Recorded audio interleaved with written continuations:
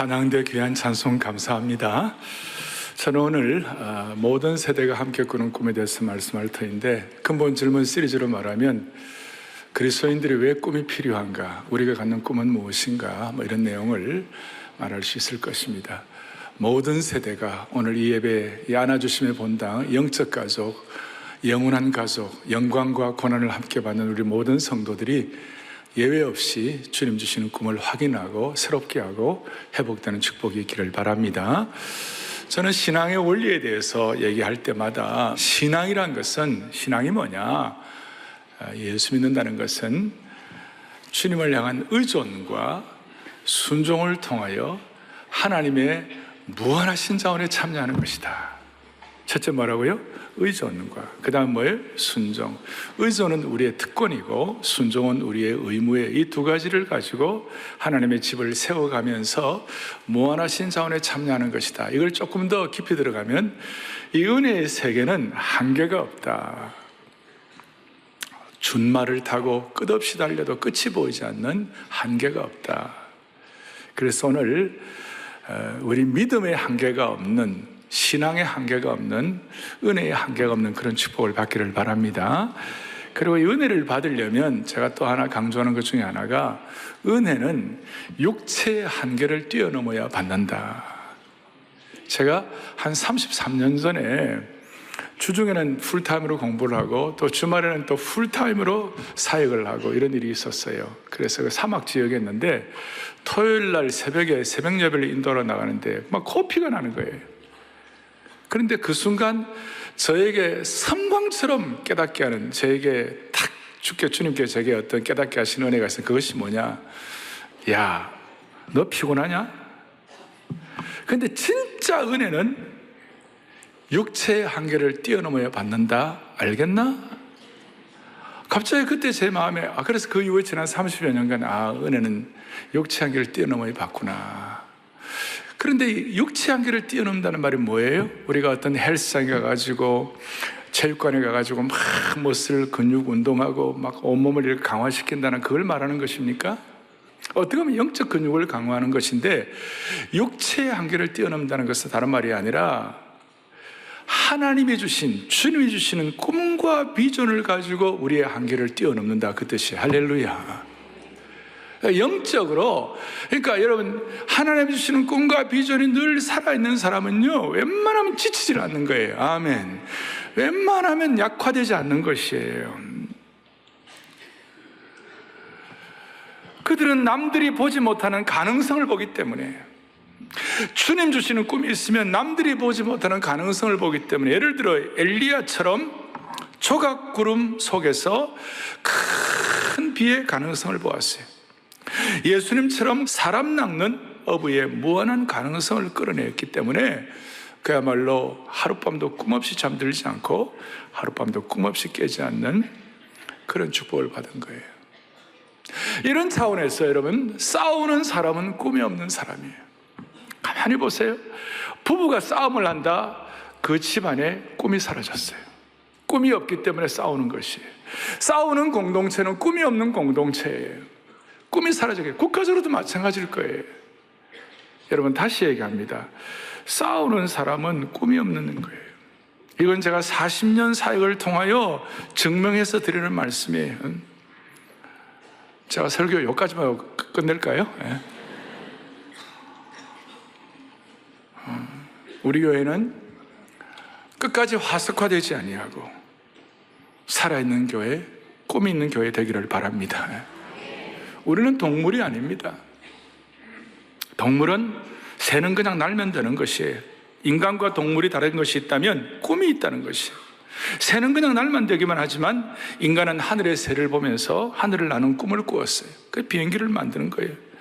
초원을 다니는 맹수는 그냥 달리면 되지만 인간은 그걸 보면서 자동차를 만들고 기차를 만드는, 달리는 꿈을 꾸는 거예요. 바다의 물고기를 보면서 우리는 배를 만들고 잠수함을 만들고, 이게 동물과 사람의 차이인 것이에요. 오늘 이제 연말연시를 앞에 놓고 우리 교회 내에 가장들, 그 다음에 집안을 계획하고 아니면 사업을 계획하는 CEO들이라든지 책임을 지고 있는 분들은 다시 한번 숫자적으로 내년에 내가 어떻게 할까 이 정도가 아니라 하나님의 꿈을 회복하는 시간 되기를 바라는 것이에요. 이 안아주심의 본당이 하나님 나라의 꿈을 꾸는, 주님이 주시는 꿈을 꾸는 본당이 되기를 바라고, 안아주심의 본당 정도가 아니라 주님 주시는 꿈에 대한 안목을 회복하는 자리가 되기를 바라는 것이에요. 이 말씀을 가지고 오늘 본문 배경을 좀 살피겠어요. 오늘 본문의 사도행전 2장 이 본문 배경은 사도행전 2장 앞에 보면 오순절 성령 강림이 임했어요. 성령이 역사하자마자 제일 먼저 된 일이 뭐냐, 베드로 사도가 옛날에 성령이 역사하지 않았을 때는 소극적이고 예수님 부인하고 도망가고 뭐 이런 식이었는데, 성령이 역사하자마자 베드로가 제일 먼저 한 일이 뭐냐, 구약의 성경 가운데서도 가장 강력한 꿈이 있던 내용 중에 하나, 요엘서의 말씀을 가지고 사도행전 2장 첫 설교를, 베드로가 첫 설교를 사람들 앞에 하는 것이에요. 그 요엘서 2장에 있는 내용의 핵심이 뭐냐, 이걸 오늘 사도행전 2장 17절에 나와 있는데, 뒤에 보니까 이렇게 나와 있어요. 너희 자녀들은 예언할 것이요, 너희의 젊은이들은 뭐예요? 환상을 보고, 너희 늙은이들은 꿈을 꾸리라.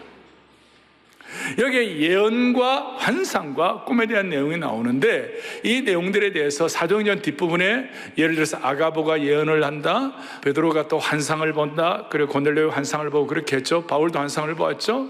또 바울이 두려워할 때 주님이 꿈에 나타나셔가지고 말씀하셨죠. 그런 게 다 나와 있지만 그 여자적으로 문자적으로 하나하나 해석하기보다도 크게 보면 자녀들이 예언을 하고 젊은이들이 환상을 보고 늙은이들이 꿈을 꾼다는 이 내용을 좀 집중해가지고 총량으로 한마디로 얘기를 한다면, 이것은 자녀들이나 그 다음에는 젊은이들이나 늙은이들이나 할 것 없이 모든 세대를 초월하여 하나님이 주시는 꿈과 비전을 갖는다, 그 뜻이에요.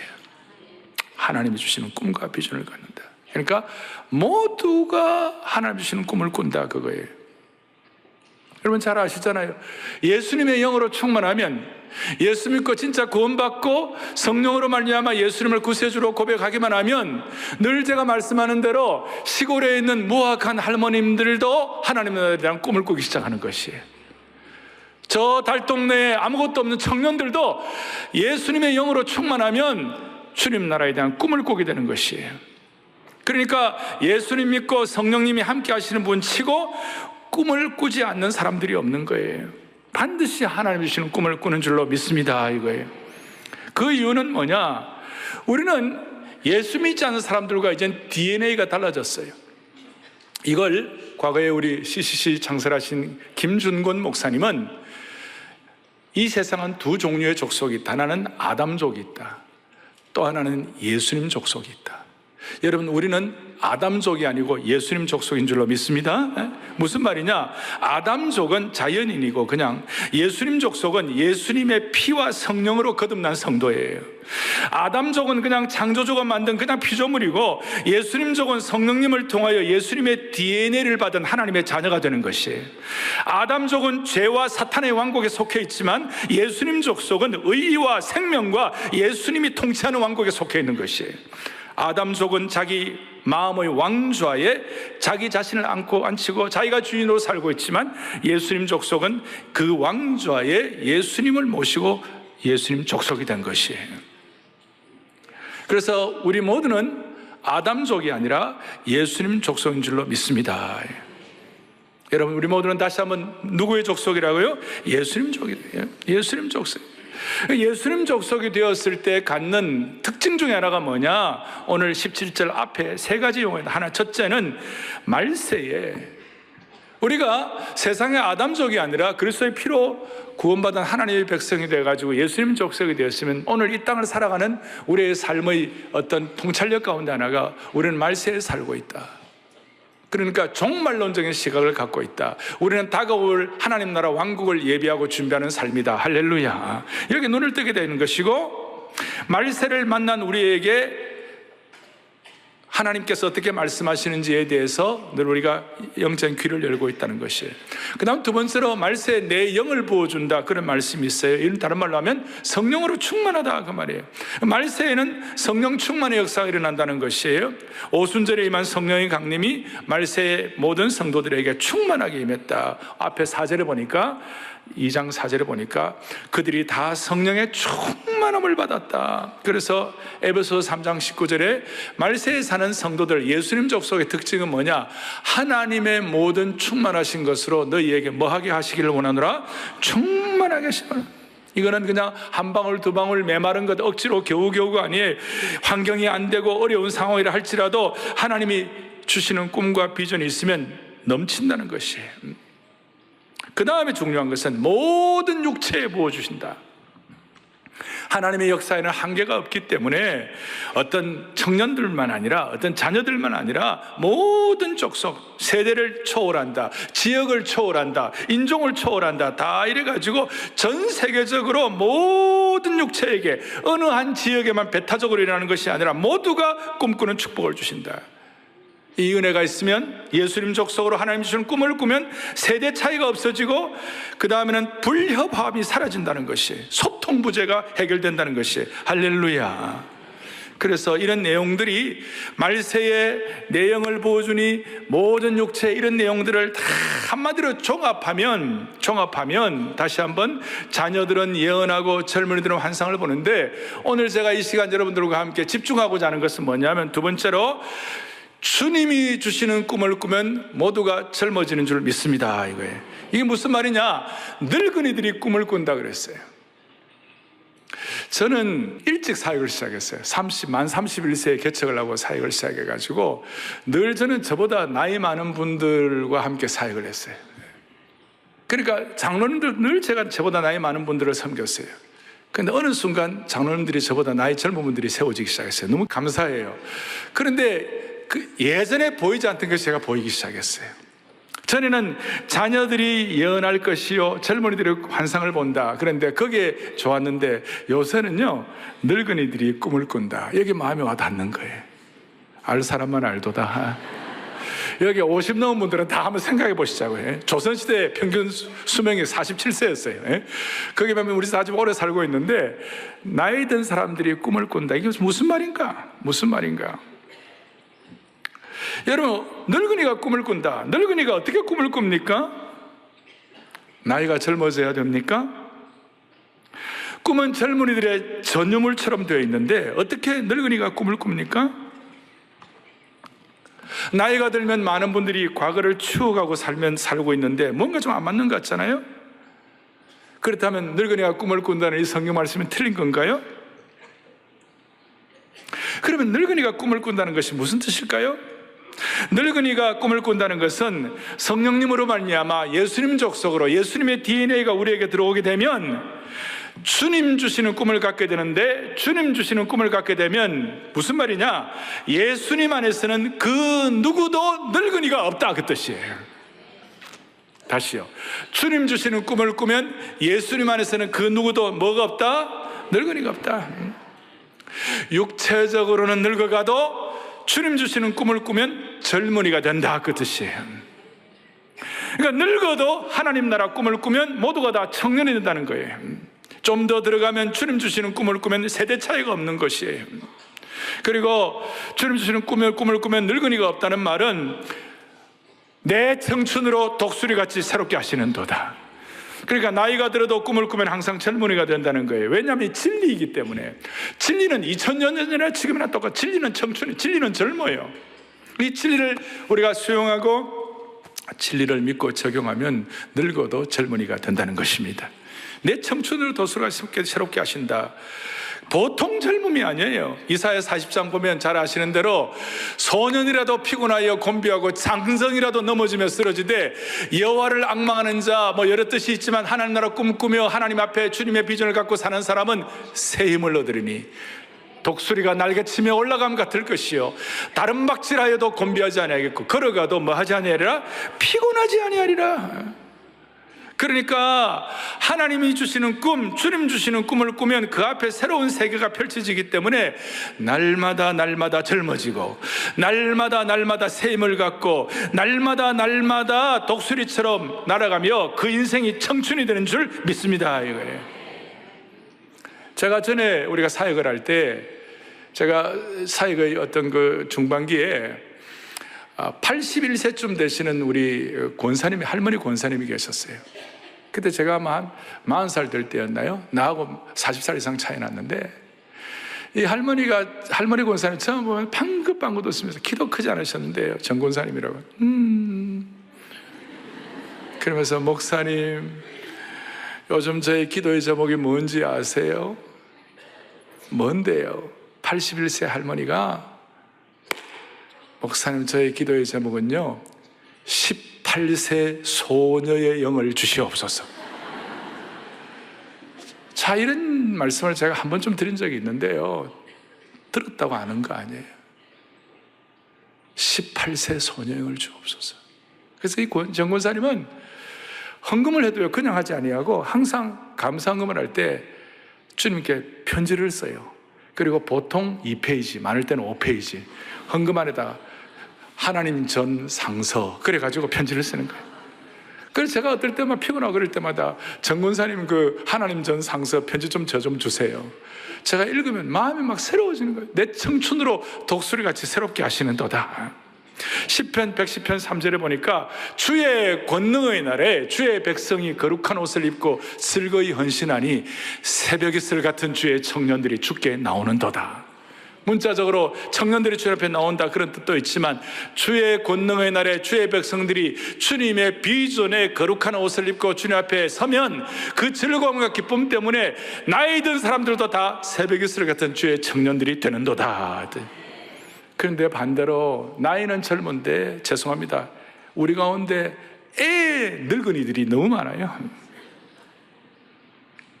그래서 우리 교회는 젊거나 나이 많거나 상관없이 모두가 다 예수님 안에서 푸른 감람나무 같은 축복을 주시기 바랍니다.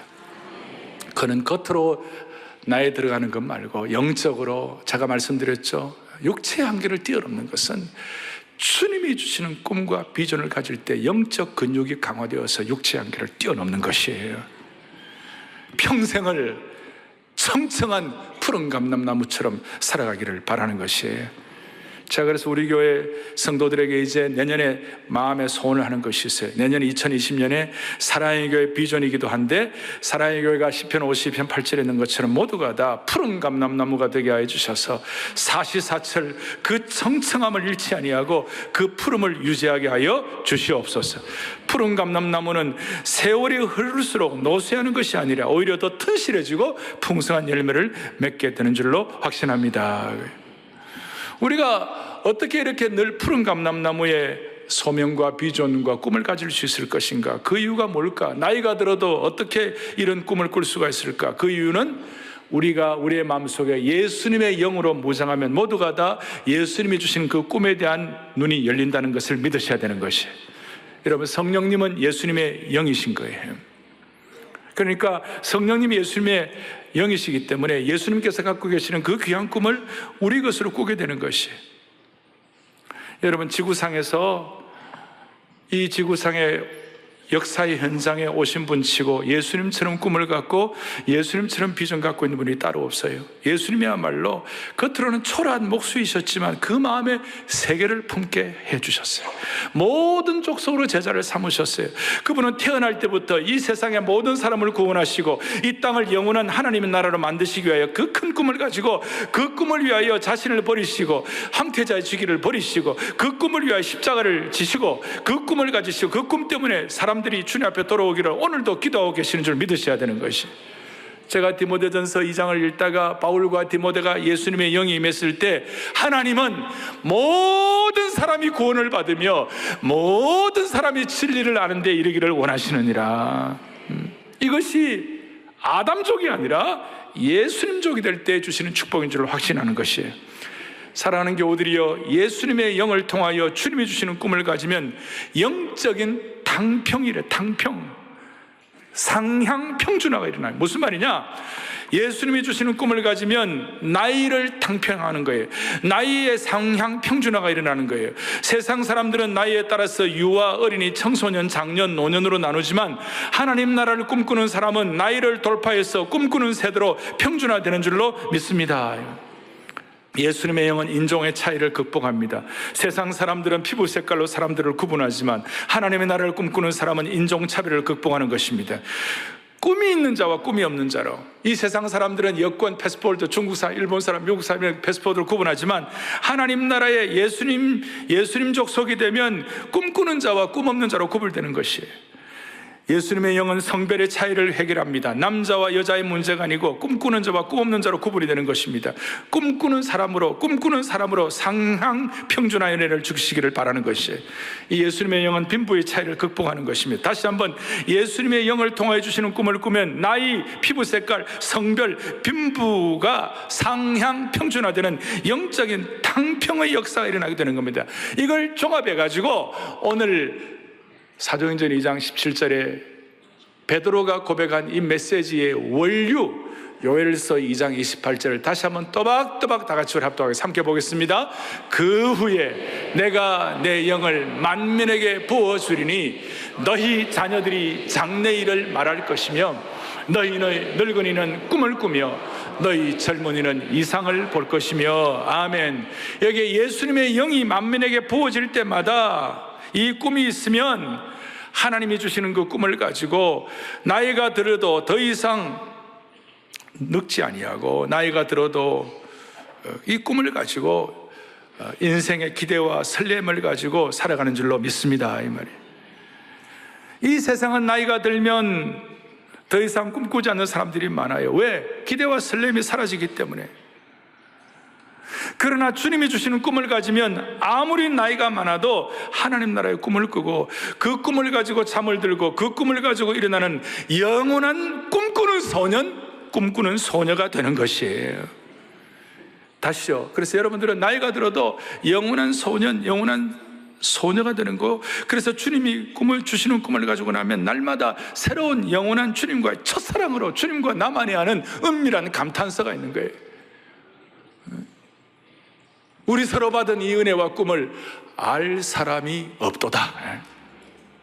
이런 의미에서 우리에게 꿈을 주시는 예수님의 영은, 이제 제가 정리합니다. 예수님의 영은 우리를 새롭게 하는 영이요, 창조의 영이요, 우리를 살리는 영이요, 우리를 새롭게 하는 생명의 영이요, 자유케 하는 영이요, 지혜와 총명의 영인 줄로 믿으셔야 되는 것이에요.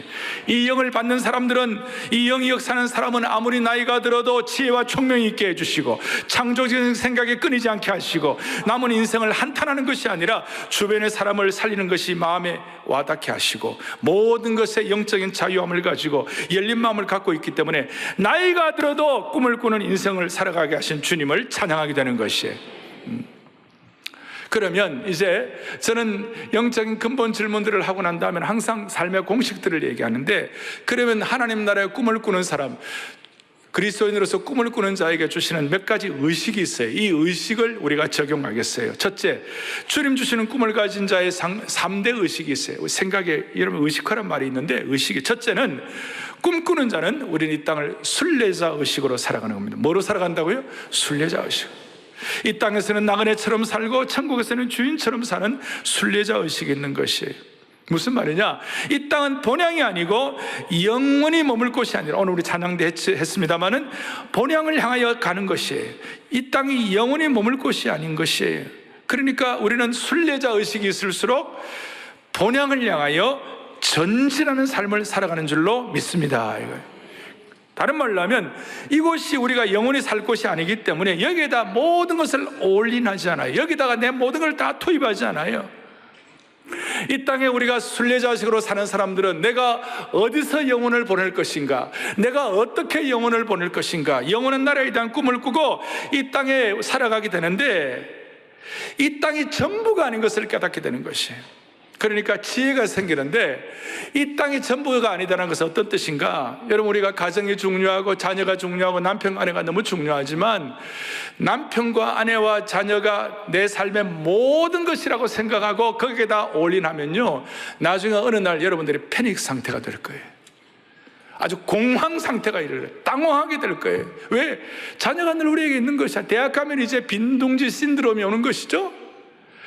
남편이 늘 나에게 있습니까? 한때는 삼식이었지만 늘 나에게 있습니까? 어느 날 떠날 때도 있는 거예요. 아내도 마찬가지고. 그런데 만약에 자녀와 남편과 아내가 가족이 내 인생의 전부다라고 생각하면 어느 날 여러분들 진짜 답답하게 되는 것이.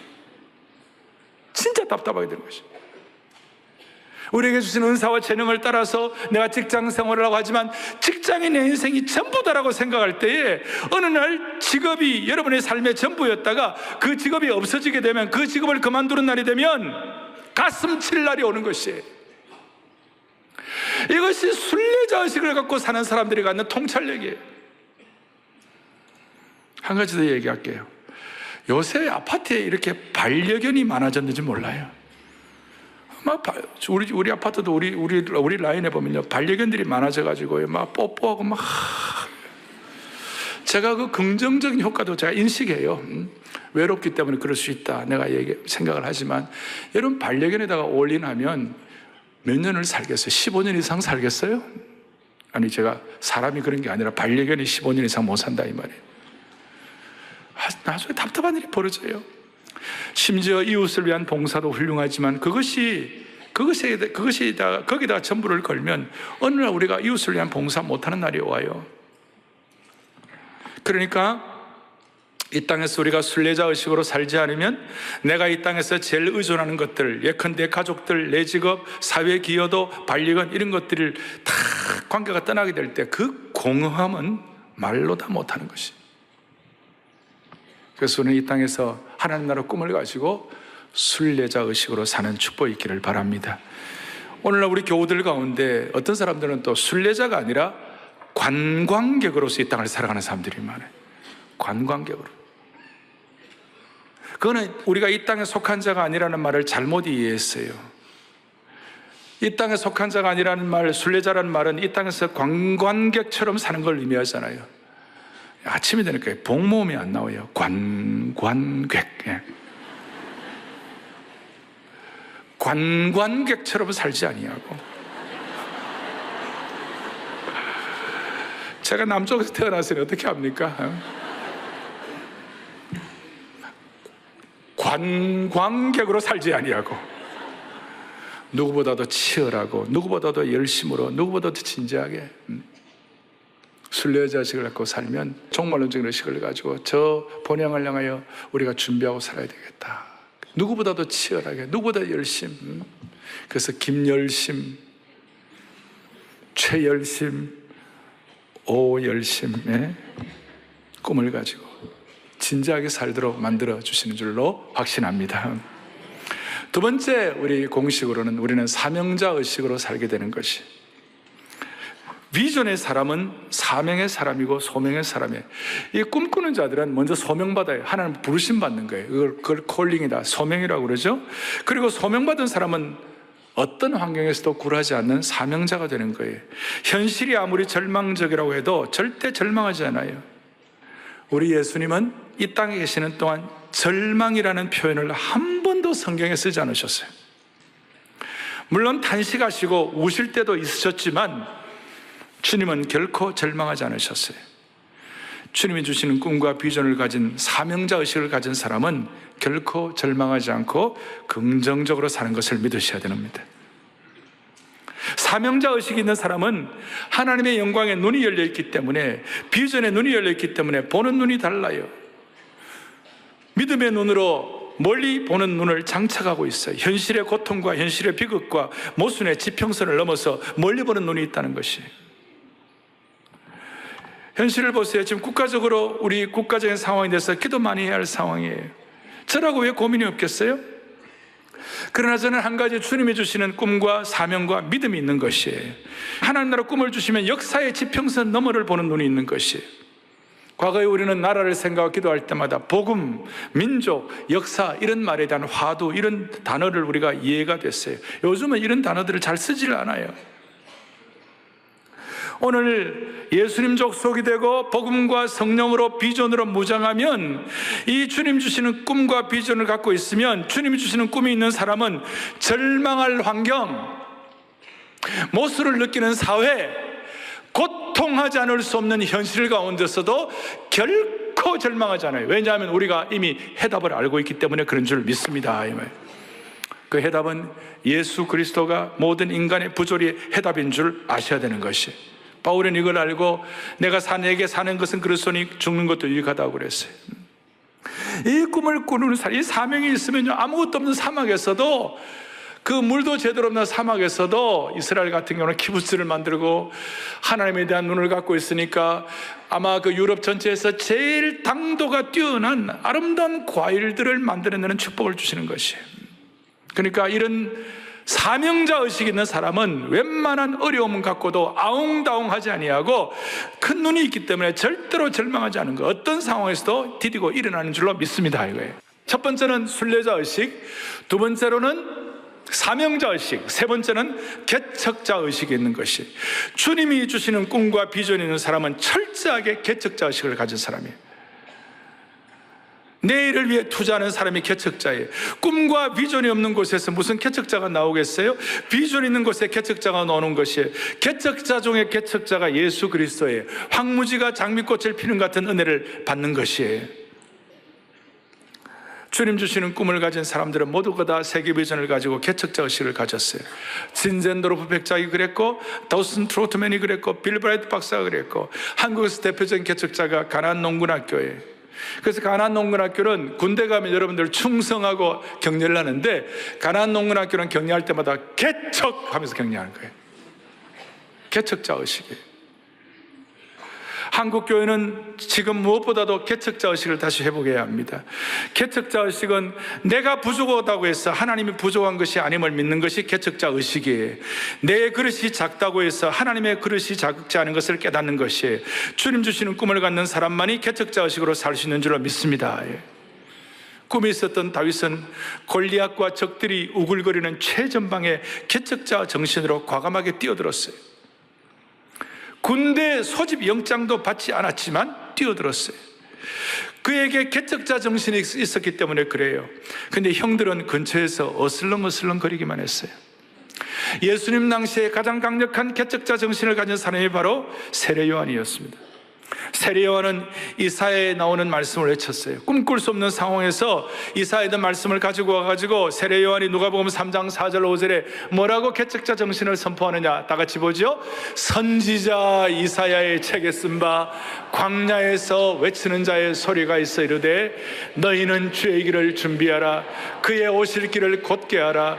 모든 골짜기가 메워지고 모든 산과 작은 산이 낮아지고 굽은 것이 곧아지고 험한 길이 평탄하게 될 것이요. 아멘. 무슨 말입니까? 개척자는 장애물이 있을 때 돌아가는 법이 없어요. 골짜기를 메우는 것이에요. 굽은 길을 곧게 하는 것이에요. 평탄하게 만드는 것이고 뒤에 있는 사람들이 걸어올 수 있도록 길을 만드는 사람이 개척자인 것이에요. 개척의식 있는 사람은 기존 질서에 갇히지 않고 새로운 질서를 만들어냅니다. 따라서 세례 요한은 새 하늘과 새 땅을 준비하는 길을 외치라고 광야에서 외치는 자의 소리가 된 것입니다.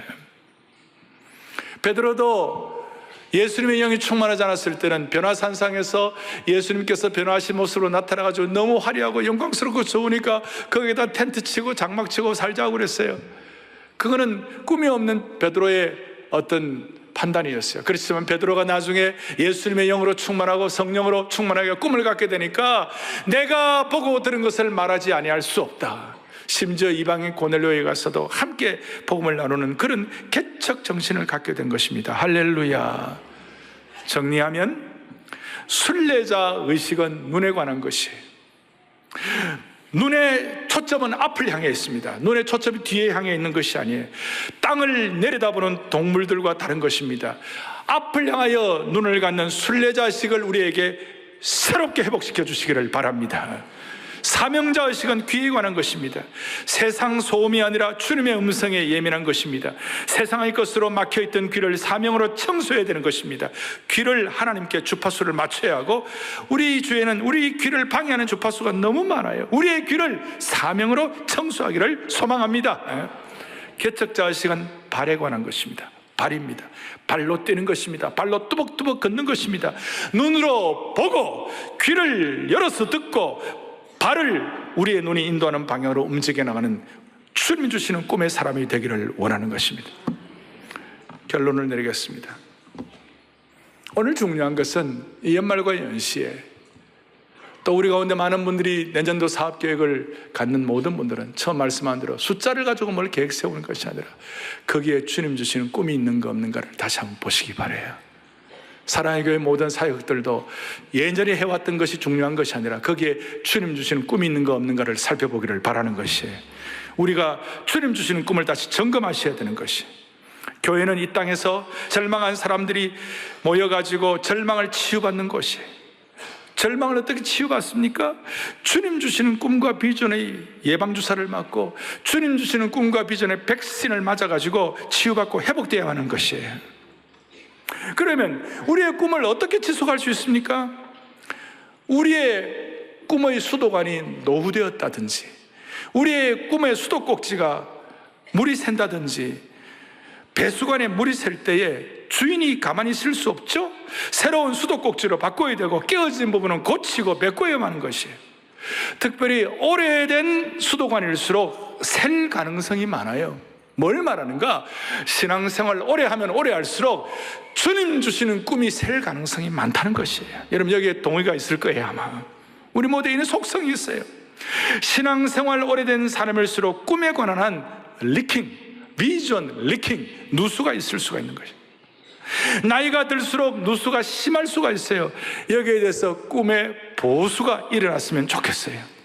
공동체적으로, 개인적으로 비전의 수도관에서 물이 새고 있는가? 내 푸른 감람나무는 청청한가? 우리 아이들 푸른 감람나무 묘명은 잘 자라고 있는가?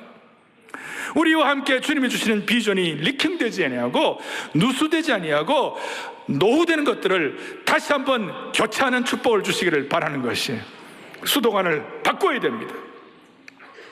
새는 것들은 우리가 고쳐야 되는 것입니다. 그래서 비전의 누수 현상을 극복해야 할 줄로 믿습니다.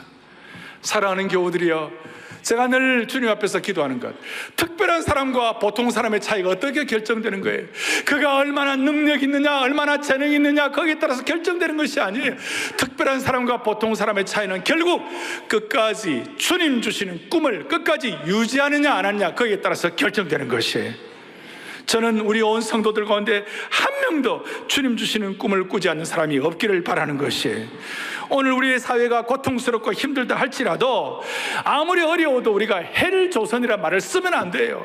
우리가 아무리 어렵다 할지만 우리 신앙 선조들이 신앙 지킨 그 어려운 환경들에 비하면 오늘 우리는 양탄자 위에 앉아 있는 것이에요. 양탄자 위에 앉아 있는 것이에요. 연말이 되면 어떻게 보면 센치하고 염세적이 되기가 쉬워요. 그렇지만 우리 모두가 다 순례자의식, 사명자의식, 개척자의식을 가지고 다시 한번 자신을 돌아보고 주님이 주시는 꿈을 회복하고,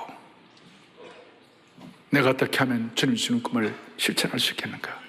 지난 주일은 하나님의 뜻은 여기 와서 앉아있기만 하더라도 예배자로서 하나님의 뜻을 실천하고 있는 것을 깨닫고 위로가 된 것처럼, 내가 무슨 푸른 감람나무인가? 내가 무슨 꿈을 갖고 있는가?